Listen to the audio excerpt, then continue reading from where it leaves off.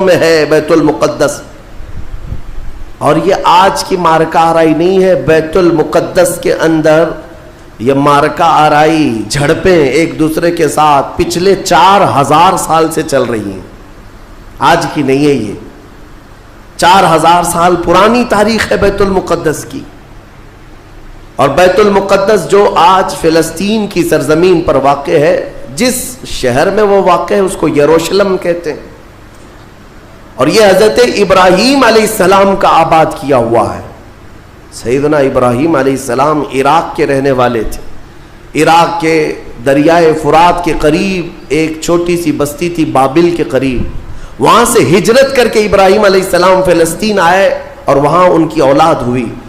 ابراہیم علیہ السلام پوری دنیا میں 2 مقدس سرزمینوں کو آباد کرنے والے نبی ہیں. حضرت ابراہیم علیہ السلام سے ایک بیٹے پیدا ہوئے اسحاق علیہ السلام.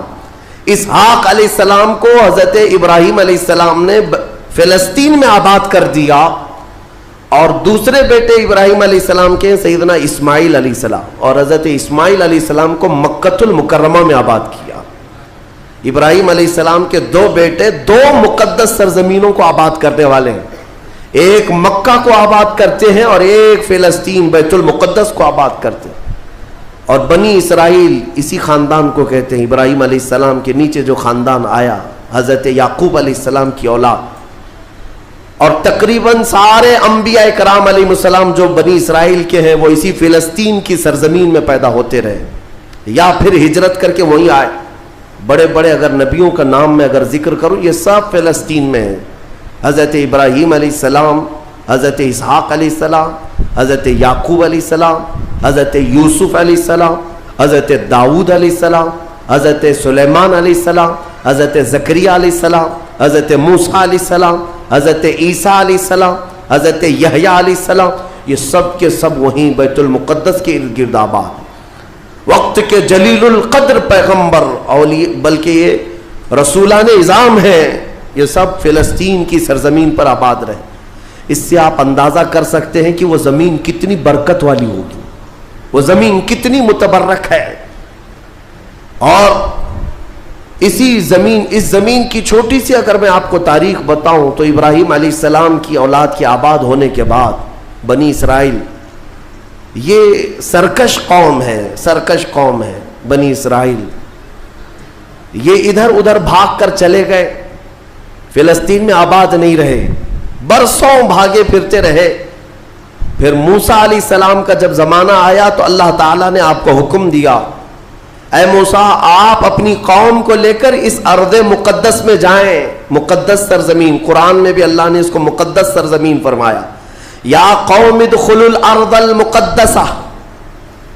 موسیٰ علیہ السلام نے کہا اے میری قوم چلو مقدس زمین پر جاتے ہیں، اور پیٹ پھیر کر بھاگنا مت ورنہ خسارے میں آؤ گے، نقصان میں آؤ گے. جو اس مقدس سرزمین سے پیٹ پھیر کر بھاگے گا وہ بڑے گھاٹے میں رہے گا. قرآن کا فرمان ہے. ان کی قوم جو ہے موسیٰ علیہ السلام کی، اس نے جواب کیا دیا جانتے ہیں؟ بیت المقدس کی طرف موسیٰ علیہ السلام بلا رہے تھے تو وہاں ایک دوسری قوم آباد تھی، قوم عمالقہ. وہ اونچے چوڑے لوگ تھے، بڑے ہٹے تگڑے لوگ تھے. موسیٰ علیہ السلام کی قوم گھبرا گئی اور کہا کہ ہم نہیں آئیں گے. قالوا انا لن ندخلها ابدا ما داموا فيها. جب تک یہ قوم اس زمین پر ہے ہم نہیں آئیں گے. موسیٰ علیہ السلام بلانے لگے، چلو ان سے لڑائی کریں گے، اللہ تعالیٰ فتح عطا کرے گا. تو انہوں نے کہا اذهب انت وربك فقاتلا انا هاهنا قاعدون. موسیٰ آپ اور آپ کا خدا جا کر اس قوم سے لڑے، ہم بیٹھ کر دیکھیں گے لڑائی کیسی ہوتی. ان کی قوم کا جواب یہ تھا. تو موسیٰ علیہ السلام نے اللہ رب العزت کی بارگاہ میں اپنا عذر پیش کیا تو رب تعالیٰ نے فرمایا، اللہ تعالیٰ نے اب سزا کے طور پر اس قوم کے اوپر فرماتا ہے فَإِنَّهَا مُحَرَّمَةٌ عَلَيْهِمْ 40 سَنَةً يَتِيهُونَ فِي الْأَرْضِ. اب 40 سال تک ان میں کا کوئی بندہ اس مقدس سرزمین پر داخل نہیں ہو سکے گا. اللہ نے حکم فرمایا 40 سال ان پر یہ زمین حرام کر دی گئی، وہی بنی اسرائیل پر. اندر آ نہیں سکو گے اس بیت المقدس پر.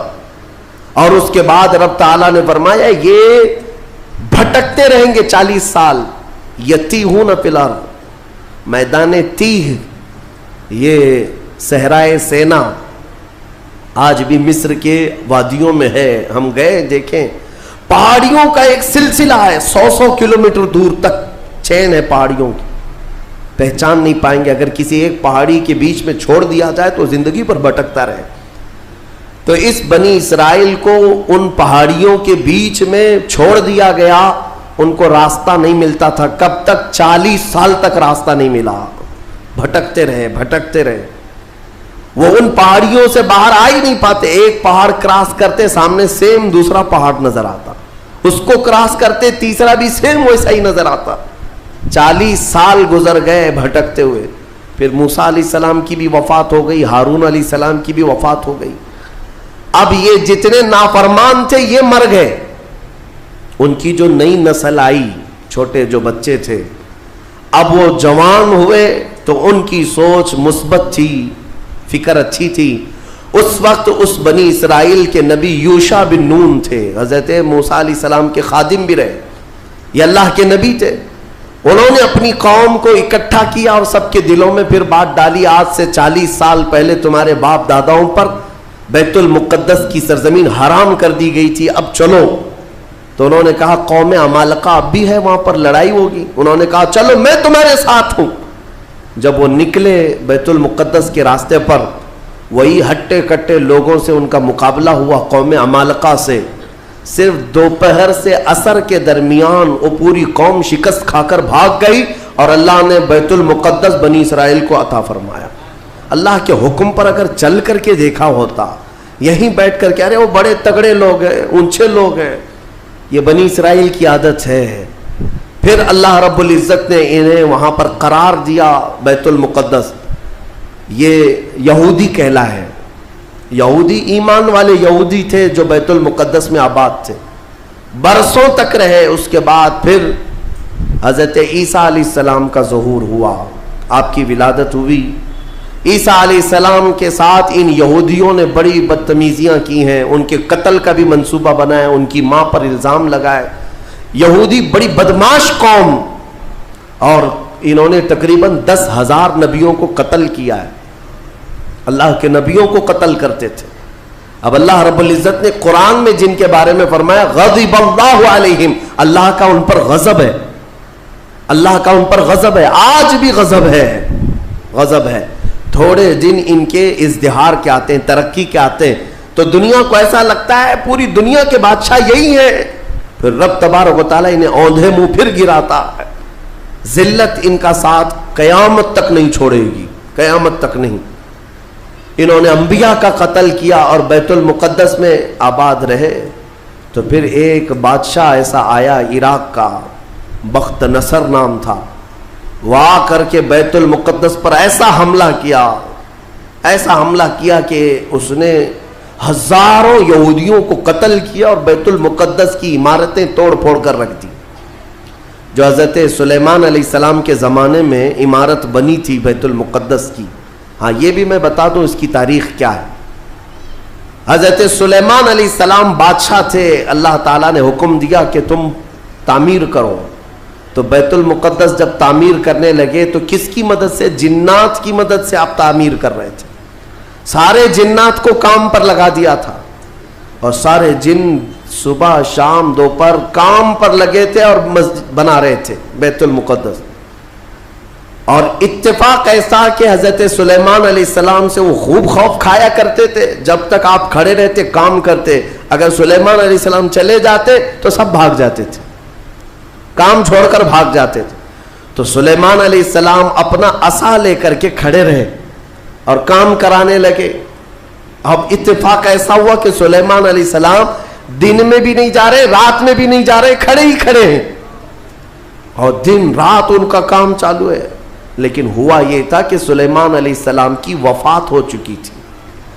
کھڑے کھڑے آپ کا انتقال ہوا ہے حضرت سلیمان علیہ السلام کا، اور اپنے عصا کے سہارے کھڑے رہ گئے. انتقال کے بعد بھی یہ صرف اور صرف نبوت کی شان ہے، یہ صرف نبیوں کی شان ہے.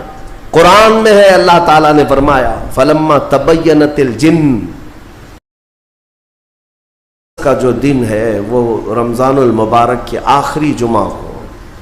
میرے عزیزوں، آج مجھے بیت المقدس کے سلسلے میں آپ کو کچھ بیداری لانے کی ضرورت ہے. آپ یہ اگر سمجھتے ہو کہ ان سے ہمارا کیا تعلق ہے، وہ فلسطین کی بستی میں ہے، ہم یہاں ہندوستان میں ہیں. پوری دنیا کے مسلمانوں کا تعلق بیت المقدس سے ہے حدیث رسول کے مطابق. اور آپ کو وہاں کے حالات یوں سمجھ لیں کہ ایسی ہے کہ وہاں بخار چڑھے گا تو پوری کائنات کے مومنین میں بخار آنا ہے.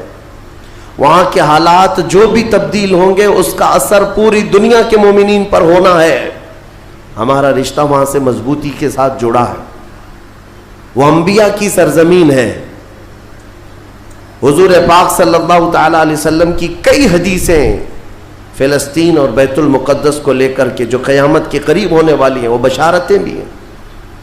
میں تھوڑی سی تاریخ آپ کے سامنے رکھوں میرے عزیزو. آج وہ بیت المقدس جو مومنین کا قبلہ اول رہا، 17 مہینے تک میرے آقا صلی اللہ علیہ وسلم خود بیت المقدس کی طرف منہ کر کے نماز پڑھتے رہے.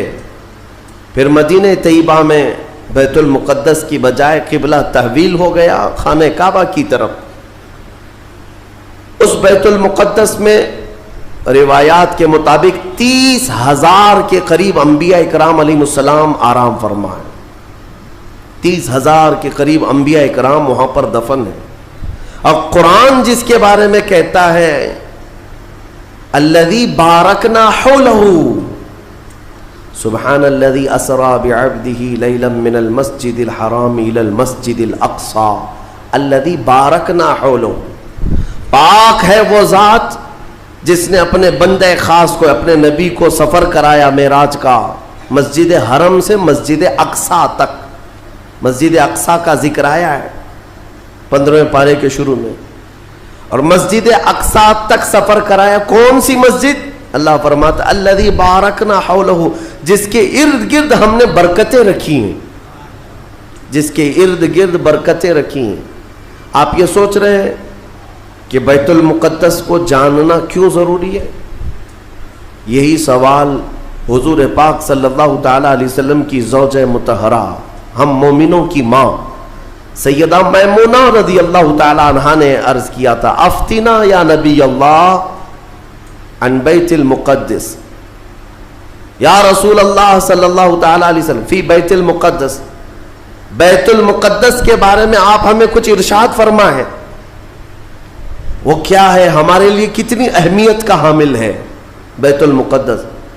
نبی پاک صلی اللہ تعالی علیہ وسلم نے فرمایا انہو ارض المحشر والمنشر، وہ زمین تمام لوگوں کے حشر کی جگہ ہے. محشر قائم ہونے کی جگہ فرمایا میرے آقا نے.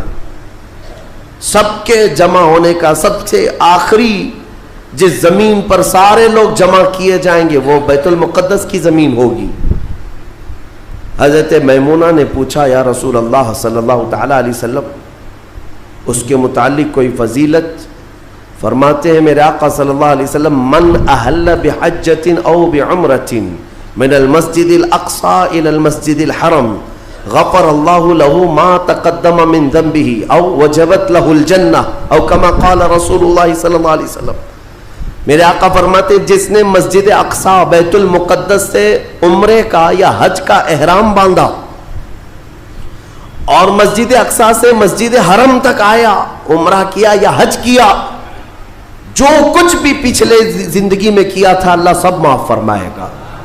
اور روایت میں یہ بھی وجبت لہ الجنہ، اس کے لیے جنت واجب ہو جائے گی. اس سفر کے بارے میں اب سنو، سب کی استطاعت تو نہیں ہے. حضرت بی بی میمونہ نے یہی سوال کیا کہ جس کی طاقت نہ ہو میرے آقا وہ کیا کرے، بیت المقدس نہیں جا سکتا. سنو، اگر اس کی اہمیت سارے مسلمانوں کے لیے نہ ہوتی تو میرے آقا صلی اللہ علیہ وسلم یہ نہیں فرماتے وَمَن لَّمْ يَسْتَطِعْ فَلْيَهْدِ زَيْتَهُ، حضور صلی اللہ علیہ وسلم فرماتے ہیں اگر کسی کی طاقت نہیں ہے تو وہ تھوڑا تیل تو اس کے پاس ہو سکتا ہے، وہ تیل ہدیہ کر کے بیت المقدس بھیجے، تاکہ بیت المقدس میں تمہارے بھیجے ہوئے تیل سے اگر چراغ بھی جلایا گیا یہ ثواب اس کو بھی ملے گا، عمرے کا ثواب ملے گا۔ یہ حدیث پاک میں ہے کہ اگر تمہارے یہاں سے ہدیہ کیے ہوئے بھیجے ہوئے تیل کو بیت المقدس میں کسی نے چراغ میں روشن کیا تو فرمایا گیا اس کے برابر اسے بھی ثواب ملے گا۔ یہ یوں ہی نہیں میں عرض کر رہا ہوں میرے عزیزوں، اس کی اہمیت کا اندازہ آپ کو ہونا چاہیے۔ اور قیامت قریب کیسے آئے گی اس کے متعلق بھی حالات یہی میرے آقا نے فرمایا، عمران بیت المقدس خراب یثرب وخراب یثرب فتح قسطنطینیہ وفتح قسطنطینیہ ظہور الملحمہ وظہور الملحمہ خروج الدجال او کما قال النبی صلی اللہ علیہ وسلم۔ یہ سیدنا معاذ بن جبل رضی اللہ تعالیٰ عنہ سے روایت حدیث ہے، میرے آقا فرماتے ہیں بیت المقدس آباد کر دیا جائے گا اور مدینہ ویران کر دیا جائے گا۔ مدینے کی ویرانی بیت المقدس کی آبادی ہوگی، بیت المقدس کے ارد گرد بڑی بڑی عمارتیں بن جائیں گی، آبادیاں بڑھ جائیں گی، اور مدینے کی ویرانی وہ کس طرح کی ویرانی وہ اللہ کے حبیب صلی اللہ تعالیٰ علیہ وسلم ہی بہتر جانتے ہیں۔ مدینہ زادہ اللہ شرفا و تعظیما، وہ ہمارے دلوں کی دھڑکن ہے، وہ ہمارے آنکھوں کا سرور ہے۔ اور پھر آگے میرے آقا فرماتے ہیں پھر مدینے کی ویرانی قسطنطنیہ کے فتح کا سبب ہو جائے گی۔ قسطنطنیہ استنبول کو کہتے ہیں جو ترکی کا شہر ہے۔ حضور پاک صلی اللہ علیہ وسلم نے فرمایا مومنین اس کو فتح کر لیں گے، اور قسطنطنیہ کا فتح ہونا نہیں بلکہ اس سے پہلے ملحمۃ الکبریٰ، ایک بہت بڑی جنگ ہوگی دنیا میں، اس سے بڑی جنگ نہ کبھی پہلے ہوئی تھی نہ بعد میں ہوگی۔ یہ کس کے درمیان؟ مومنین اور کفار و مشرکین کے بیچ۔ اس جنگ کی جگہ بھی میرے آقا نے بیان فرمائی، وہ ملک شام ہوگا، وہ دمشق کے قریب میدان میں جنگ ہوگی۔ تمہارے خلاف لڑنے والے 80 جھنڈوں کے نیچے آئیں گے اور ہر جھنڈے کے نیچے 12,000 کی فوج ہوگی، یعنی تقریباً 9,60,000 کی فوج صرف مومنین سے لڑنے کے لیے حاضر ہوگی ایک میدان۔ اس میں جو مومنین مسلمان جتنے جائیں گے وہ کتنی تعداد ہے وہ اللہ بہتر جانے، لیکن میرے آقا نے فرمایا پہلے دن 1/3 حصہ میدان چھوڑ کر بھاگ جائے گا مسلمانوں کا، اور حضور پاک فرماتے ہیں وہ پورے روئے زمین کے سب سے بدترین لوگ ہوں گے، ان کی توبہ کبھی نہیں قبول ہوگی۔ جو میدان چھوڑ کر بھاگ چکے ہوں گے ان کی توبہ کبھی نہیں قبول ہوگی۔ دوسرے دن 1/3 جماعت 1/3 جماعت مومنین کی شہید ہو جائے گی، سب قتل ہو جائیں گے، اور حضور فرماتے ہیں وہ روئے زمین کے سب سے اعلیٰ قسم کے شہداء ہوں گے، سب سے افضل شہداء ہوں گے۔ اور میرے آقا صلی اللہ علیہ وسلم فرماتے ہیں 1/3 حصہ مسلمانوں کا باقی ہوگا، اللہ رب العزت اسی ٹکڑے کو فتح عظیم عطا فرمائے گا، فتح سے ہمکنار ہوں گے۔ اور اس کے بعد قسطنطنیہ فتح ہوگا، قسطنطنیہ فتح ہوتے ہی دجال ظاہر ہو جائے گا، دجال کا خروج ہوگا پوری دنیا میں۔ لیکن یہ بڑی جو علامتیں میرے آقا نے بیان فرمائی کہ دجال کا ظاہر ہونا، اس بڑی جنگ کا ہونا، یہ قسطنطنیہ کا فتح ہونا، ان سب کی اسٹارٹنگ کہاں سے ہوگی؟ وہ بیت المقدس سے۔ اس لیے بیت المقدس کو سمجھنا ہمارے لیے بہت ضروری ہے۔ آج یہودیوں کے تسلط میں ہے بیت المقدس، ان ظالم اور غاصب یہودیوں کے پنجوں میں ہے بیت المقدس، اور یہ آج کی مارکہ آرائی نہیں ہے۔ بیت المقدس کے اندر یہ مارکہ آرائی، جھڑپیں ایک دوسرے کے ساتھ پچھلے 4000 سال سے چل رہی ہیں، آج کی نہیں ہے، یہ 4000 سال پرانی تاریخ ہے بیت المقدس کی۔ اور بیت المقدس جو آج فلسطین کی سرزمین پر واقع ہے، جس شہر میں وہ وہ جادو کی کتابیں تلاش کرنے کے لیے آج بھی یہ کھدائی کر رہے ہیں بیت المقدس کے ارد گرد. اور یہ جو تھرڈ ٹیمپل کہتے ہیں، تیسرا مندر تعمیر ہونا ہے، وہ تھرڈ ٹیمپل کا مطلب یہی ہیکل سلیمانی کو انہیں بنانا ہے، بیت المقدس کو ہدم کر کے، منہدم کر کے. یہ جو مسجد اقصی ہے اس کو ختم کر کے انہیں وہاں پر تھرڈ ٹیمپل بنانا ہے. یہ ان کا خواب ہے. یہودی وہاں سے قتل ہوئے، عیسائیوں کا قبضہ آیا. عیسائی تقریباً 300 سال تک آباد رہے. پھر ایک بادشاہ آیا، ایران کا بادشاہ تھا خسرو، اس نے بدلہ لیا اور اس کے بعد یہودیوں کو پھر سے آباد کیا. پھر اس کے بعد ٹائٹس نام کا ایک عیسائی بادشاہ آیا، اس نے پھر دوبارہ بیت المقدس پہ حملہ کیا. اس نے قریب 1 لاکھ کے قریب یہودیوں کو پھر قتل کیا. یہ قتل کون کر رہا ہے؟ عیسائی یہودی، عیسائی یہودی، اور دہشت گرد کوئی اور ہے. ہاں پہلے زمانے کے دہشت گرد ہیں، یہ پرانے دہشت گرد. ایک ساتھ جینوسائڈ کرنا، جو نسل کشی کرنا، یہ یا تو عیسائیوں کا کام ہے یا یہودیوں کا کام ہے. ان کو قبضہ ملتا تھا تو ان کو مارتے، ان کو قبضہ ملتا تو ان کو مارتے. ٹائٹس نے پورا تباہ کر دیا. پھر بیت المقدس میں اس نے غلاظت ڈال دی، کچرے ڈال دیے. بہت کچھ برباد کرنے کے بعد یہودی وہاں سے نکل گئے. پھر میرے عزیزو وہ عیسائیوں کا تسلط ویسا ہی برقرار رہا. کب تک؟ جب تک سیدنا عمر ابن خطاب کا زمانہ آ گیا. اسلام کا یہ فتوحات کا سلسلہ تھا. میرے آقا کے غلام جس طرف جا رہے تھے زمینیں ان کے قدموں میں آ رہی تھی. یہ وہ دور تھا. تو حضرت عمر نے بھیجا کہ اب فلسطین کی طرف بھی ہمارے مجاہدین جائیں گے. اور وہاں عیسائی تھے، پوری دنیا کی خبر تو رکھتے تھے کہ کیا کیا ہو رہا ہے. رسول پاک صلی اللہ علیہ وسلم کے غلاموں سے لڑنے کی طاقت سب کے پاس نہیں. تو انہوں نے کہا کہ ہم لڑائی نہیں کریں گے، آپ آ جاؤ، آپ کے حوالے پورا بیت المقدس کر دیں. حضرت عمر کو خود ہی دعوت دے کر کے بلا لیا. اور جانتے ہیں ان عیسائیوں کی خباثت، یہ بڑے نرم دکھتے. اس وقت قبۃ الصخرہ جس کو آپ ڈوم آف راک کہتے ہیں، یہ یلو کلر کا جو گنبد نظر آتا ہے، یہودی اس کو بڑا مقدس سمجھتے ہیں، بڑا مقدس. اس پر عیسائیوں نے پورے لوگوں کی غلاظتیں کچرے ڈال کر کے رکھے تھے. اس زمانے میں کوئی دوسرا گنبد تھا وہاں پر. یہ تو پھر اموی خلیفہ کے زمانے میں یلو کلر کا پھر سے بنایا گیا. لیکن اس زمانے میں کچرا ڈال کر کے رکھتے تھے عیسائی یہودیوں کو جلانے کے لیے. یہودیوں کی وہ مقدس جگہ ہے. پھر حضرت عمر فاروق رضی اللہ تعالیٰ جب تشریف لائے تو جانتے ہیں کس شان سے آئے تھے. سیدنا عمر فاروق مدینہ طیبہ سے نکل کر کے اپنے ایک تنہا غلام کے ساتھ بیت المقدس گئے. کوئی فوج لے کر نہیں گئے، اور وہ بھی ایسے کہ غلام کے ساتھ باری لگا لیا ہے. 1 میل میں گھوڑے پر بیٹھوں گا، 1 میل تو گھوڑے پہ بیٹھے گا. سفر میں 1 میل حضرت عمر بیٹھتے تھے گھوڑے پر، غلام رسی پکڑ کر چلتا تھا. 1 میل غلام بیٹھتا تھا، عمر فاروق رسی پکڑ کر چلتے تھے. دنیا کا اقتدار میرے آقا کے غلاموں نے یوں نہیں حاصل کیا، انہوں نے خود ہی کو فنا کر دیا تھا میرے آقا کی محبت میں. اور اتفاق ایسے کہ فلسطین جب پہنچے تو باری غلام کے بیٹھنے کی تھی. حضرت عمر رسی پکڑ کر کے بیت المقدس میں آ رہے ہیں تو لوگ جو نئے لوگ تھے، عیسائی تھے، وہ سب جھپٹ پڑے امیر المومنین مسلمانوں کے، جن سے کیسر و کسریٰ بھی کانپتے ہیں.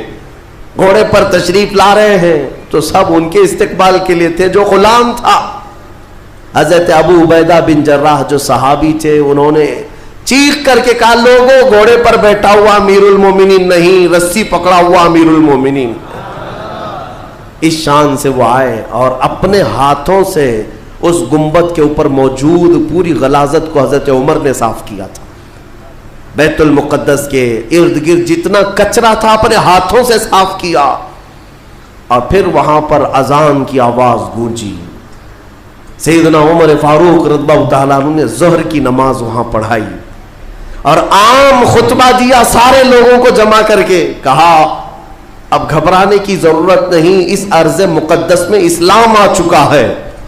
جو عیسائی جو یہودی خوشی سے رہنا چاہے اس پر کوئی زور زبردستی نہیں، وہ اس ارض مقدس میں اقلیتوں کے اعتبار سے رہ سکتا ہے، اسے امن و امان دیا جائے گا، کسی کی عبادت گاہ نہیں توڑی جائے گی۔ میرے عزیزو، یہ اسلام کا احسان ہے۔ آج بھی جا کر کے دیکھیں فلسطین میں حضرت عمر کی سلطنت یعنی خلافت آنے کے باوجود بھی سب سے پرانا جو چرچ ہے عیسائیوں کا وہ آج بھی فلسطین میں باقی ہے، بیت المقدس کے قریب۔ حضرت عمر نے منع کیا کہ ان کی عبادت گاہ کو ہاتھ نہیں لگایا جائے گا، توڑا نہیں جائے گا، سب کو امان دیا گیا ہے، سب کو امان دیا گیا ہے۔ اگر ایسے ہی ہمارا تسلط ہر جگہ ہو اور ہم مندروں کو توڑنے والے ہوتے تو 700 سالوں میں پتہ نہیں کیا کیا صاف کر چکے ہوتے۔ اسلام اس کی تعلیم دیا نہیں، تمہیں آزادی دی ہے کہ جو تمہارے ماتحت ہیں انہیں اپنی عبادت کرنے دے دیا جائے، ذمیوں کو جو اپنے دین میں قائم رہنا چاہتے ہیں انہیں چھوڑ دیا جائے گا، انہیں مارا نہیں جائے گا۔ حضرت عمر فاروق رضی اللہ تعالیٰ عنہ کے زمانے سے لے کر بیت المقدس مکمل اسلام کے دائرے میں رہا، یہ تقریباً 200 سال تک چلا، تقریباً 200 سال تک۔ پھر خلفاء جو آئے، فاطمی خلفاء، عباسی خلفاء، سلجوقی خلفاء، جو خلیفے تھے آپس میں ہی لڑ مر رہے تھے دولت کے لیے، پیسے کے لیے، علاقے کے لیے، ان کی آپسی لڑائیوں کی وجہ سے دوبارہ کمزوری آئی مسلمانوں کے درمیان، اور پھر سے صلیبی طاقتیں عیسائیوں کا پھر سے غلبہ ہو گیا، پھر سے بیت المقدس کو انہوں نے ہڑپ لیا۔ پھر 100 سال تک بیت المقدس پر ان کا راج چلتا رہا، 100 سال تک۔ پھر انہوں نے یہودیوں کو مارا اور بیت المقدس میں جتنے مسلمان تھے سب کو عیسائیوں نے قتل کیا تھا۔ مسلمانوں کے خون کو فلسطین میں ایسا بہایا گیا تھا کہ لوگ چلتے تھے تو ہر ایک کا پیر خون سے بھیگ جاتا تھا، سڑکوں پر خون بہتا تھا انسانوں کا۔ عیسائیوں نے یہ قتل عام کیا تھا۔ 200 سال حضرت عمر فاروق رضی اللہ تعالیٰ عنہ کے فتح کے بعد، پھر 100 سال ظلم، جبر، استبداد کے بعد، پھر وہ وقت آیا کہ جب مولا تعالیٰ نے صلاح الدین ایوبی کو پیدا فرمایا، اور صلاح الدین جیسا جرنیل ہم نے تاریخ میں دیکھا نہیں۔ وہ عاشق رسول تھا، فنا فی الرسول تھا، زندگی سب وقف کر دیا تھا بیت المقدس کے نام پر۔ تقریباً 18 سال تک جنگلوں، بیابانوں، ویرانوں میں بھٹکتے رہے اپنی فوج کو لے کر، کتنوں سے مقابلہ کیا، اپنوں سے بھی غیروں سے بھی، کیونکہ جماعت کے غدار منافقین سے آپ کا بڑا مقابلہ ہوا ہے۔ سب سے زیادہ تکلیفیں حضرت صلاح الدین ایوبی کو یہ وہ ٹکڑے ٹکڑے جو بادشاہ ہوا کرتے تھے اور خلیفے بنے ہوئے تھے ان سے تھا، کیونکہ وہ عیاش تھے، اپنے حرم کو دنیا سے آباد کیے ہوئے تھے، صلاح الدین کو قتل کرنے کے منصوبے تک بنے، 4 بار جانی حملے ہوئے، پھر بھی اللہ جسے بچانا چاہے۔ صلاح الدین کا وہ دن بھی آ گیا جب 12,000 کی فوج لے کر 4 لاکھ صلیبیوں سے تنہا لڑ رہا تھا۔ کوئی مقابلہ ہو سکتا ہے؟ سوچو ذرا تاریخ میں، یہ میں اپنی لکھی ہوئی بات نہیں کر رہا ہوں، ایک انگریز تاریخ دان ہے، اس نے خود کتاب میں لکھا ہے کہ تاریخ کا ایک عجوبہ ہم نے دیکھا ہے کہ 4 لاکھ صلیبی عیسائی ایک جگہ تھے، پورا روم، یورپ سب امڑایا ہے، اور مقابل میں صرف اور صرف ایک سپہ سالار صلاح الدین 12,000 کا فوج لے کر آیا ہے، 12,000۔ وجہ یہ ہے میرے عزیزوں، 4 لاکھ وہ لائے ہوں گے کھانے پینے والے، لوٹنے کھسوٹنے والے، لیکن صلاح الدین کے ساتھ جو 12,000 تھے وہ جان کا ہدیہ گنبد خضرا میں پیش کرنے والے تھے، ان عاشقوں کی جماعت تھی، اور اللہ تعالیٰ نے صلاح الدین ایوبی کو فتح عطا فرمائی، پھر سے پرچم اسلام لہرایا۔ میرے عزیزوں، یہ تاریخ تھی 6 صدی ہجری کی، اب یہ 15ویں صدی آ گئی ہے۔ 6 صدی ہجری سے لے کر بیت المقدس اذانوں سے گونجتا رہا، نمازوں سے آباد رہا، مومنین کا وہاں پر جمع غفیر رہا، لاکھوں کی تعداد میں لوگوں کا آنا جانا چلتا رہا، بلکہ بڑے بڑے جید علماء صالحین وہاں پر آباد ہوئے۔ امام غزالی